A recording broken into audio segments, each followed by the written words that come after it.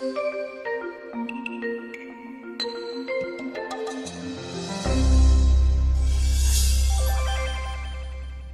are 196 countries in the world today, and virtually none of them have purple on their national flag. Throughout history, purple was never used to represent a kingdom, civilization, or empire. So what's wrong with purple? It's such a popular color today. Why would no country use it in their flag? The answer is really quite simple. Purple was just far too expensive. No countries have purple on their flag because up until the 1800s, purple was worth more than its weight in gold. The color purple has been associated with royalty, power, and wealth for centuries. In fact, Queen Elizabeth I forbade anyone except close members of the royal family to wear it. Purple's elite status stems from the rarity and cost of the dye originally used to produce it.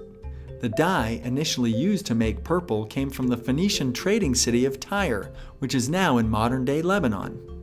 Fabric traders obtained the dye from a small sea snail that was only found in the Tyre region of the Mediterranean.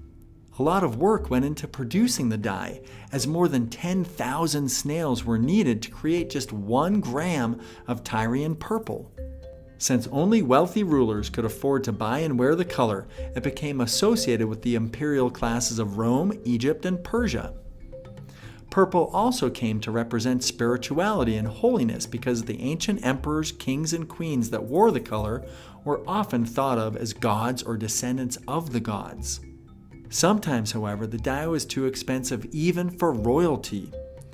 3rd century Roman Emperor Aurelian famously wouldn't allow his wife to buy a shawl made from Tyrian purple silk because it literally cost 3 times its weight in gold. A single pound of dye cost 3 pounds of gold, which is the equivalent of $56,000 today. So since the sheer price of purple was so astronomically high, no one, not even the richest nations, could afford to have purple on their flag. The hue became more accessible to lower classes about a century and a half ago. In 1856, 18-year-old English chemist William Henry Perkin accidentally created a synthetic purple compound while attempting to synthesize quinine, an anti-malaria drug. He noticed that the compound could be used to dye fabrics, so he patented the dye, manufactured it, and got filthy rich. Purple dye was then mass-produced, so just about everybody could afford it. The elite stopped valuing purple and the status symbol faded away, but the country flags remain the same. Since 1900, a handful of new national flags have been designed, and a few of them have opted to use purple in their flag, so don't be making any bets just yet. Hopefully you found this interesting. Sometimes the simplest questions have the most fascinating answers.